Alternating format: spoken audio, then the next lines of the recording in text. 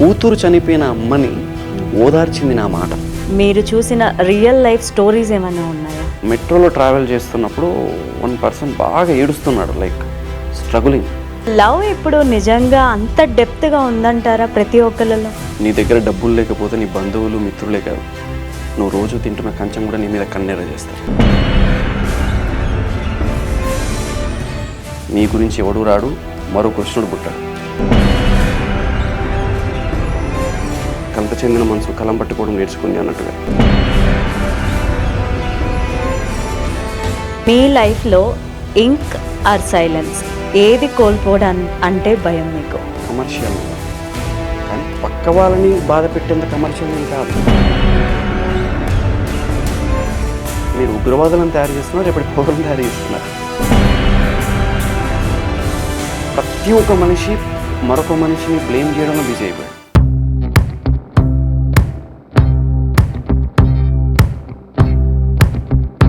Hi, hello, నమస్తే, welcome to HM TV.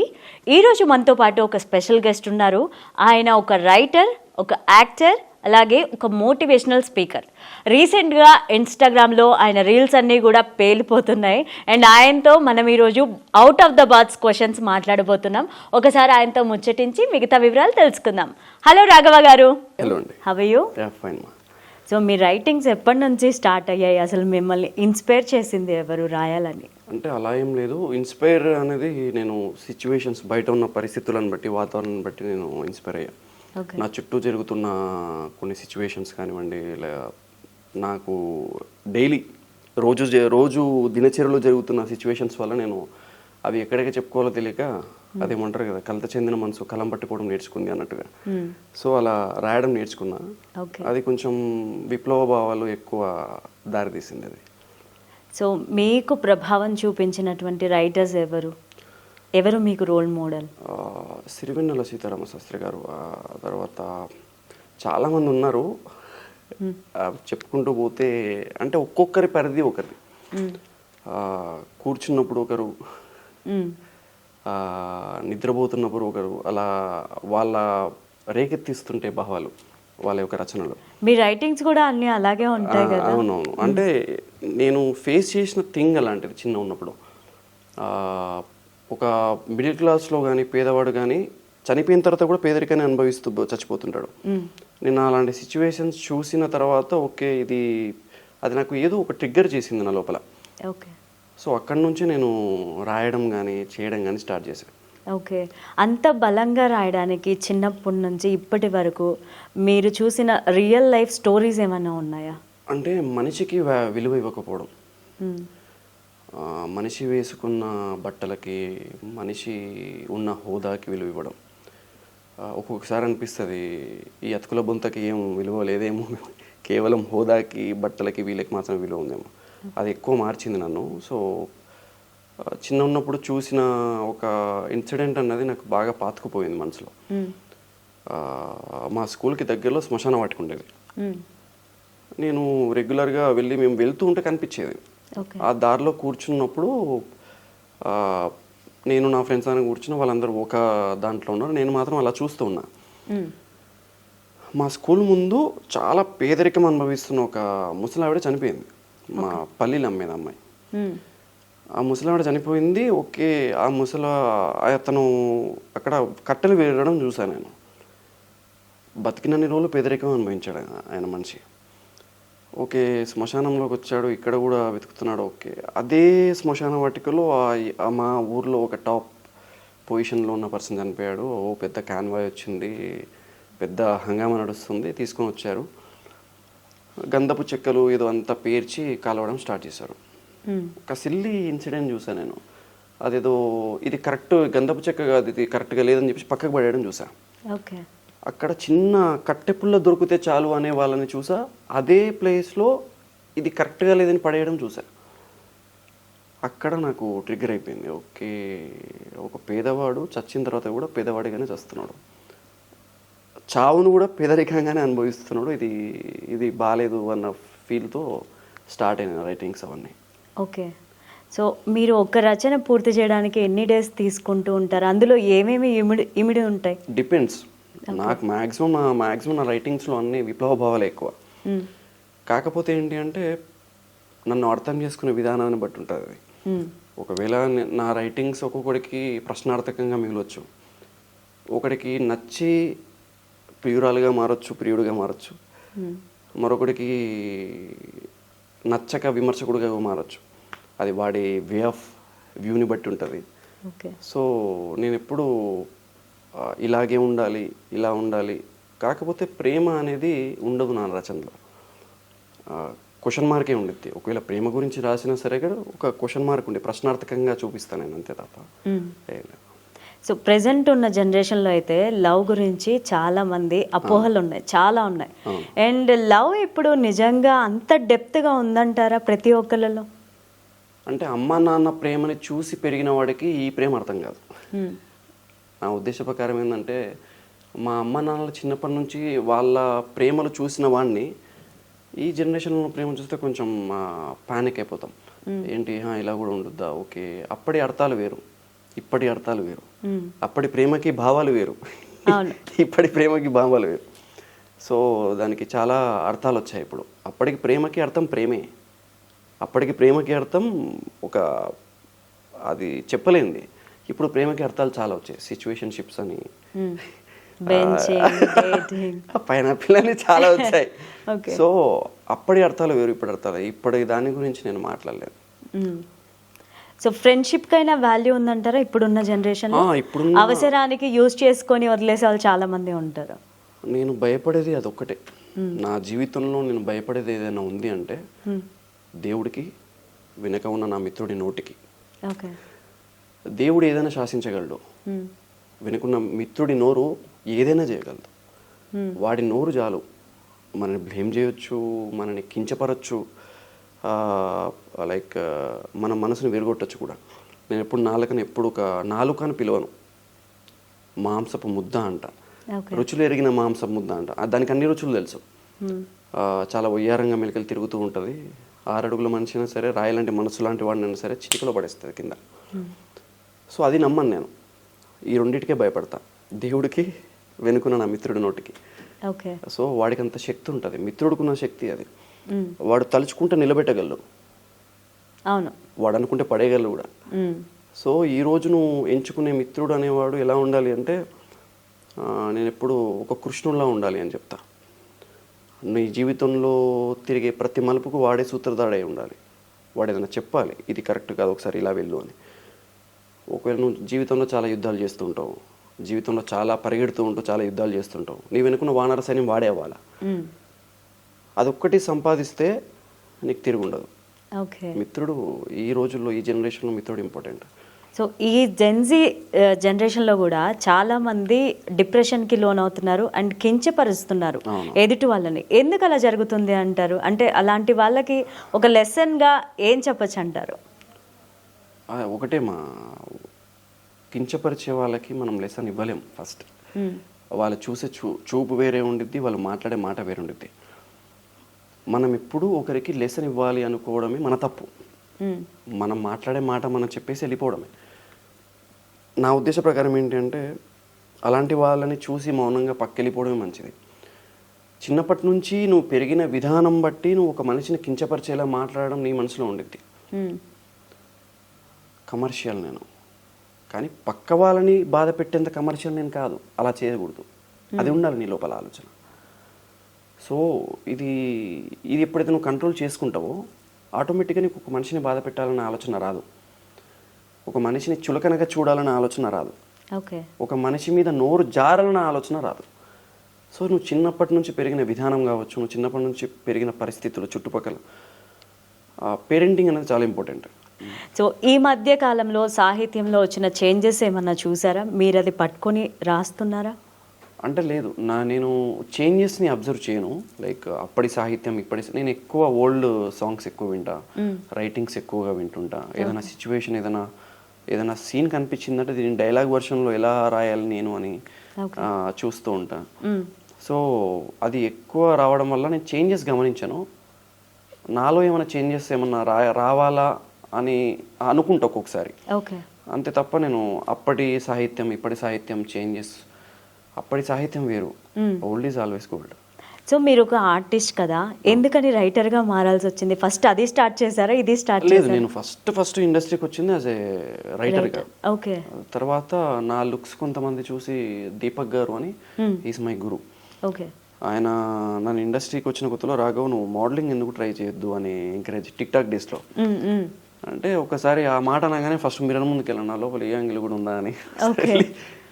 So అలా ఆయన ఇచ్చిన ఎంకరేజ్మెంటే మోడలింగ్లోకి వెళ్ళి మోడలింగ్లో షోస్ చేయడము, అక్కడ కొంచెం నాకు ఎక్కువ పేరు రావడము, అక్కడ నుంచి ఓకే ఇది బాగుంది, ఓకే, నా రైటింగ్స్తో పాటు ఇది కూడా చేయొచ్చు అనే ఉద్దేశం. అలా అలా ఆర్టిస్ట్గా ఓకే. ఫస్ట్ మల్లెమాలలో యాజ్ ఏ హీరోగా సెలెక్ట్ అయినా. సో అక్కడ నుంచి వెనక్కి తిరిగి చూడలేదు యాజ్ ఏ యాక్టర్గా. ఓకే. మీకు అది బాగుందా, ఇది బాగుందా? యాక్టింగ్ బాగుందా, రైటింగ్ బాగుందా, రెండు కాంబినేషన్ బాగుందా? రెండు కాంబినేషన్ అంటే నాకు చాలా ఇష్టం యాక్చువల్లీ. అంటే నేను ఇది రాఘవ్ ఇది సీన్ నువ్వు చేయాలనుకుంటున్నావు, ఇది ఆ ఛాన్స్ వచ్చిందా మీకు? అంటే మీ సీన్ మీరే రాసుకున్నారు? చాలా సార్లు వచ్చింది. ఓకే. అండ్ బట్ రెండు కళ్ళు నాకు, యాక్టింగ్ అన్నా రైటింగ్ అన్నా రెండు వయసు లాంటివి నాకు. ఓకే. అండ్ ఎక్కువ రెస్పాన్స్ దేనికి వచ్చింది? నాకు తెలిసి యాక్టింగ్ కి అనుకుంటాను. యాక్టింగ్ కి చాలా యాక్సెప్ట్ చేశారు. నా గీతా గోవిందం దానికి అసలు నాకు ఫస్ట్ సీరియల్ కి బెస్ట్ యాక్టర్ అవార్డు వచ్చింది ఫ్రమ్ ఈటీవీ. ఓకే. సో అది ఏంటి అంటే టోటల్ నీకు చదువు అంటే ఏందో తెలియని ఒక పల్లెటూరు మాస్ క్యారెక్టర్ అనమాట, నాలో లేనిది అది. ఓకే. నేనేంటి మార్నింగ్ లేవగానే దేవుడికి దండం పెట్టండి ఏమి చేయలేని నేను. ఓకే. అక్కడేంటి మార్నింగ్ లేవగానే ఫస్ట్ నువ్వు ఫస్ట్ మందు బాటిల్ పట్టుకోవాలి, ఆ క్యారెక్టర్కి తీసుకొని వెళ్ళింది నన్ను. ఓకే. అసలు డిఫరెంట్ క్యారెక్టర్, అసలు మామూలు క్యారెక్టర్ కాదు అది, అసలు నన్ను ఎక్కడికో తీసుకెళ్ళింది అది, నాకు చాలా పాఠాలు నేర్పించింది. ఓకే. సో మీ రైటింగ్స్ చూసి లేకపోతే మీ వీడియోస్ చూసి ఇలా మాలో మార్పు వచ్చింది, మేము చేంజ్ అయ్యాము అని చెప్పి మీ దగ్గరికి ఎవరైనా వస్తారా? బాగా హ్యాపీగా ఫీల్ అయింది ఎక్కడి అంటే నా స్నేహితురాలు సంగీత అని, తను కూడా రైటర్. ఓకే. అండ్ యాంకర్ అనమాట. తనతో చేసింది ఒకటి చాలా వైరల్ అయింది, పేపర్ది సంబంధించింది. ఓకే. పేపర్ని యూజ్ చేసి లైఫ్ని ఎలా లీడ్ చేయాలి, లైఫ్లో ఎలాంటి స్ట్రగుల్స్ వస్తాయని నేను చెప్పా. అది చూసి ఒక మదర్, వాళ్ళ డాటర్ చనిపోయి జస్ట్ 1 వీక్ అవుతుంది, సంథింగ్ ఏదో బ్రెయిన్ ట్యూమర్ సంథింగ్ ఏదో.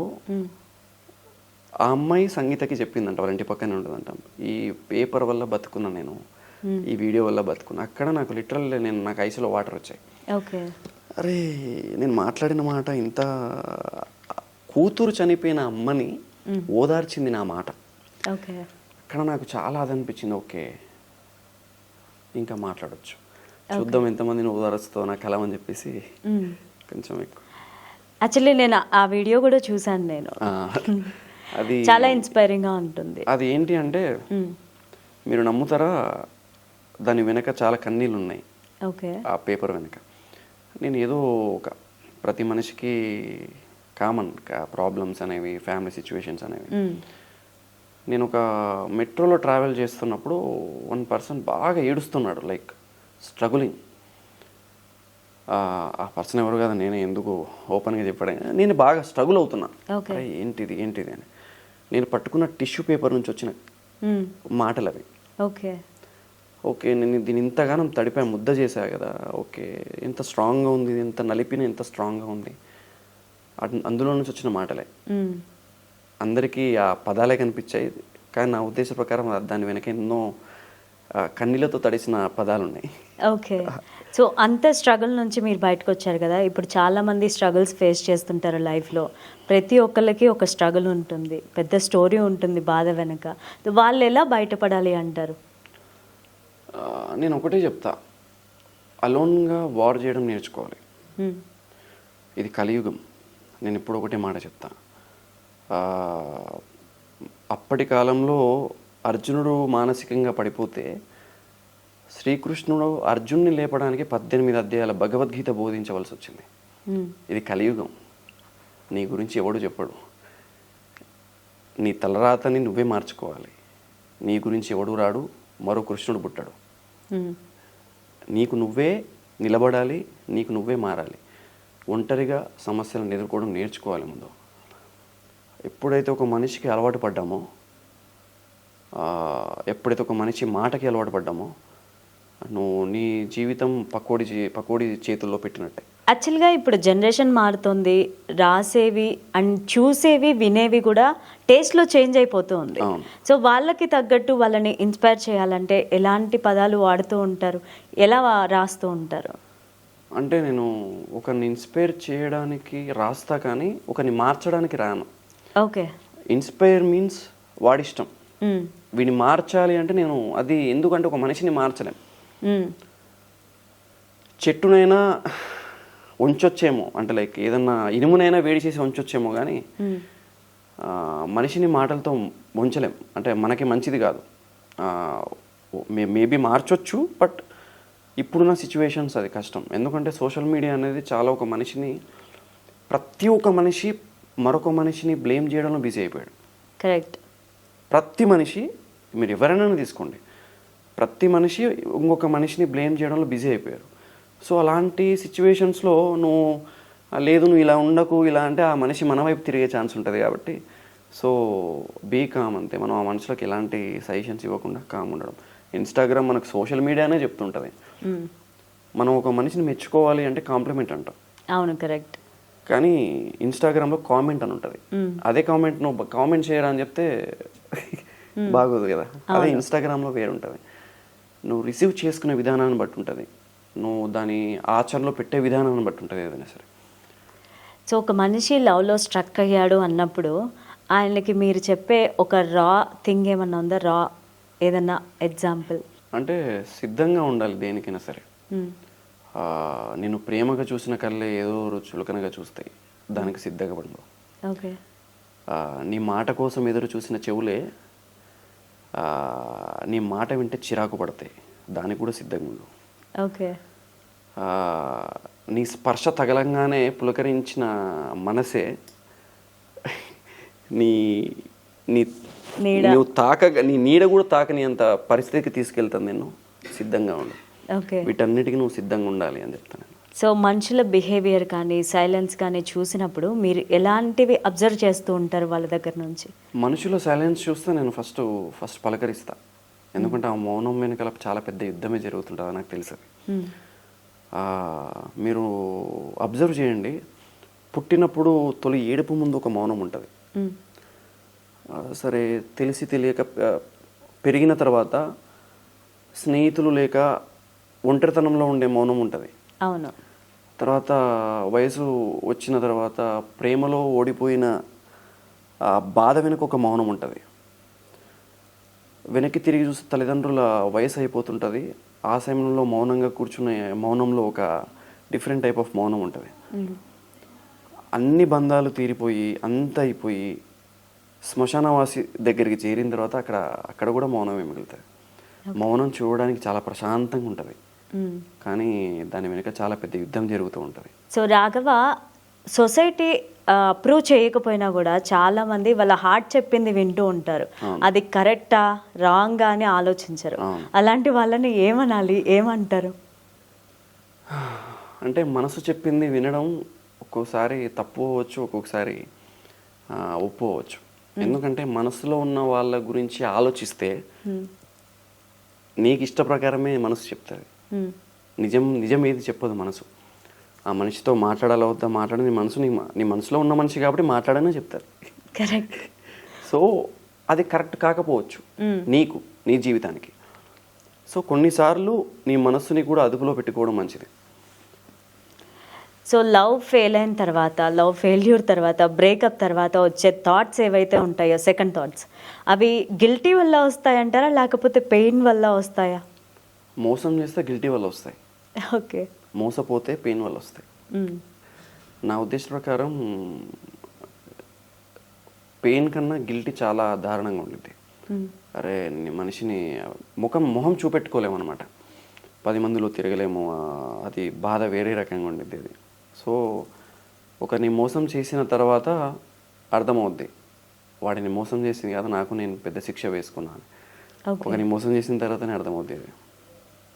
రాఘవ, లైఫ్లో పర్ఫెక్ట్ పార్ట్నర్ దొరికినా కూడా ఎందుకని జనమంతా రెస్ట్లెస్గా అలా ఉంటున్నారు? చెప్పాను కదా, బికాస్ ఆఫ్ సోషల్ మీడియా కావచ్చు, లేకపోతే చుట్టూ ఉన్న పరిస్థితుల వల్ల కావచ్చు, మనుషులకి ఎక్స్పెక్టేషన్స్ చాలా పెరిగిపోయాయి. అవును. ఆ, అంటే నేను నీకు రోజు బిర్యానీ తినిపించినప్పుడు నీకు పెరగనం వాల్యూ ఏం తెలుస్తుంది? గుడ్డుకారం తగలాలి నీకు. నీకు ఒకసారి గుడ్డుకారం తగిలితే అప్పుడు పెరగనం వాల్యూ తెలుస్తుంది నీకు. ఓకే. ఈ జనరేషన్లో అంటే కొత్తదనం. నేను ఇప్పుడు ఏం చెప్తా అంటే రిలేషన్షిప్లో ఈగోస్ ఎక్కువైపోయాయి. అవును. నేను భర్తని, నేను ఎందుకు ఇలా ఉండాలి అని ఒక అహంకారం ఒకటి, భార్యకి లేదు నేను ఇలా ఎందుకు తొక్కబడాలి అని ఒక ఆమెకు ఒక అది వచ్చింది. ఓకే. కానీ భార్యాభర్తలు అంటే ఒకరి కోసం ఒకరు తగ్గడం అని ఆ విషయమే మర్చిపోయి టోటల్గా డిఫరెంట్ మోడ్లోకి వెళ్ళిపోయారు అనమాట. ఓకే. అది ఇప్పుడున్న జనరేషన్లో రాంగ్గా దారితీస్తుంది అది. సో మీ లైఫ్లో ఇంక్ ఆర్ సైలెన్స్ ఏది కోల్పోవడం అంటే భయం మీకు? రెండు. ఓకే. అంటే నా రాతలే నా మాటలు. నేను ఎవరితో ఎక్కువగా మాట్లాడను. నేను ఏమన్నా బాధపడ్డా రాస్తా, ఓకే. ఆనందపడ్డా రాస్తా. సో మీ పేరెంట్స్ ఎలా సపోర్ట్ చేస్తూ ఉంటారు మిమ్మల్ని? Very well. అంటే నేను ఒకటే చెప్తా, వాళ్ళ పెంపకం కరెక్ట్గా లేకపోయినా ఇలా మాట్లాడేవాడిని కాదేమో. నా గోపాలరావు సార్ తెలుగు టీచర్ మాకు మా స్కూల్లో, గురు రాఘవేంద్ర స్కూల్లో, ఆయన దెబ్బ పడకపోయింటే నేను ఇంత మాట్లాడేవాడిని కాదేమో. ఓకే. మార్కులు తక్కువగా వస్తే నాన్న దెబ్బ పడందే నాకు డే ఉండేది కాదు. ఆయన కొట్టకపోయింటే ఇలా మాట్లాడేవాడిని కాదేమో. ఓకే. నేను నిజంగా I'm felt very happy. Belt దెబ్బ పడ్డందుకు ఇంత పద్ధతిగా పెరిగానేమో అనిపిస్తుంది నాకు ఈ జనరేషన్లో ఉన్న వాళ్ళని చూస్తే. Okay. I felt very happy. అంటే లైక్ అప్పటి జనరేషన్ వేరు, ఇప్పుడు టోటల్ నాకు అనిపిస్తుంది ఒకసారి 90s బ్యాచ్ అనేది టోటల్ రాంగ్ జనరేషన్లో ఉన్నారా అని. 90s బ్యాచ్ టోటల్ ఒక రాంగ్ జనరేషన్లో ఒక పరిస్థితుల్లో ఉన్నారు, టోటల్ స్టక్ అయిపోయారు. వీళ్ళకి ఏం అర్థం కాదు ఈ జనరేషన్లో ఉన్న సిచ్యువేషన్షిప్లు ఇవేం అర్థం కావు. అవును, కరెక్ట్. అప్పట్లో మాకు తెలిసేది ఏంటి, మాకు మతాలు కులాలు కూడా తెలిసేవి కాదు అప్పట్లో అంత, బికాస్ ఆఫ్ టెక్నాలజీ అనుకోండి. ఇప్పుడు సోషల్ మీడియా చిన్న పిల్లలకు కూడా తెలిసిపోయింది. నాకు అప్పుడు క్యాస్ట్ తెలిసేది కాదు, మా క్యాస్ట్ ఏందని తెలిసే కాదు. మనది ఏంటి అని అడిగితే నీకు ఎందుకు రానేవాళ్ళు మా ఇంట్లో. ఇప్పుడు అలా కాదు, అది చెప్పే పెంచుతున్నారు. కరెక్ట్. సో మీ పెన్తో ఫస్ట్ రాసిన రైటింగ్ ఏంటి మీకు గుర్తుందా? అండ్ లాస్ట్ పదం ఏదన్నా రాయాలి అంటే ఏం రాస్తారు? అంటే నేను ఫస్ట్ నా మిత్రుడు గురించి రాశాను. ఓకే. 3 అక్షరాల మిత్రుడు అని.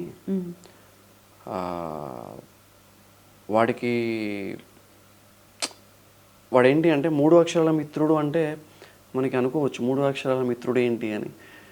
నాతో చిల్లిగవ్వలేని సమయంలో వాడు నా చిటికెన వేలు పట్టుకొని నడుస్తూ ఉండేవాడు. ఓకే. నాకు ఆకలి కడుపు మంటతో ఉన్నప్పుడు నేనున్నాను లేరా అని కడుపును హత్తుకొని ఉండేవాడు నాకు. వాడికి నేను ఒక్కనే కాదు, ప్రతి మధ్యతరగతిలో ఉన్నవాడు వాడికి మిత్రుడే. కాకపోతే ఏంటి అంటే వాడిని నా పక్కన చూసి చులకనతో ఎప్పుడు వీడేంటి పక్కన అని చెప్పి పక్కన పెట్టేవాళ్ళు కొంతమంది, లేదు కొంచెం జాలితో దగ్గర తీసుకునే వాళ్ళు కొంతమంది. ఆ 3 అక్షరాల పేరు ఏంటి అంటే ఆకలి. ఓకే. ఆ 3 అక్షరాల పేరు ఆకలి. ఆకలి విలువ నువ్వు ఎప్పుడైతే తెలిస్తే, ఆకలి అనేవాడు నీకు మిత్రుడు అవుతే, విజయం అనేది నీకు సోదరి అవుతుంది. ఓకే. ఎప్పుడు నీ పక్కనే ఉండేది. రాఘవ గారు, నేను ఒక సీన్ చెప్తాను, మీరు డైలాగ్ వర్షన్లో చెప్పాలి. ఓకే. సో ఒక తండ్రి కోపంగా కొడుకుని తిడుతూ ఉన్నాడు, నువ్వు సంపాదించట్లేదురా అని. కొడుకు గొడ్డుకారం అన్నం తింటూ కూర్చొని ఉంటాడు, కోపంగానే ఉంటాడు తను కూడా. సో ఈ కన్వర్జేషన్ని డైలాగ్లో ఎలా చెప్తారు మీరు? ఓకే, ఏం లేదు, నీ దగ్గర డబ్బులు లేకపోతే నీ బంధువులు మిత్రులే కాదు, నువ్వు రోజు తింటున్న కంచం కూడా నీ మీద కన్నెర చేస్తుంది. రాఘవ, మీరు సీరియల్స్లో చేశారు కదా, సో నెక్స్ట్ అప్కమింగ్ ప్రాజెక్ట్స్ ఏమున్నాయి? అండ్ మీ రైటింగ్స్లో అప్కమింగ్ బుక్స్, నవల్స్ ఏమన్నా ఉన్నాయా? బుక్స్కే ప్రిపరేషన్ ఉంది ఒకటి, లైక్ దాని గురించి చర్చలు నడుస్తున్నాయి. సో యాజ్ యాక్టర్గానే నేను ఎప్పుడు ఎక్స్పోజ్ చేస్తా, యాజ్ ఏ రైటర్గా నేను ఎప్పుడు ప్రశ్నిస్తా. ఓకే. మీరు యాజ్ ఏ రైటర్గా ఎక్కువ సంపాదించారా, యాక్టర్గా ఎక్కువ సంపాదించారా? నా నటన నాకు తిండి పెట్టింది, నా కలం నా మనసుకి తృప్తినిచ్చింది. ఓకే. నేను నా కలం నుంచి నేను ఎప్పుడు ఎక్స్పెక్ట్ చేయలేదు, కాకపోతే నాకు ఏమైనా ప్రశ్నించాలి అంటే నా కలంతో ప్రశ్నించేవాడిని. అది నాకు ఎక్కువ సాటిస్ఫాక్షన్. ఓకే. అంటే సొసైటీలో జరుగుతున్న ఏది చూసి, అంటే ఎలాంటి వాటిని చూసి మీకు ప్రశ్నించాలని అనిపిస్తూ అదే ఉంటుంది? ఒక మనిషిని చులకన భావంతో చూడడం తప్పది.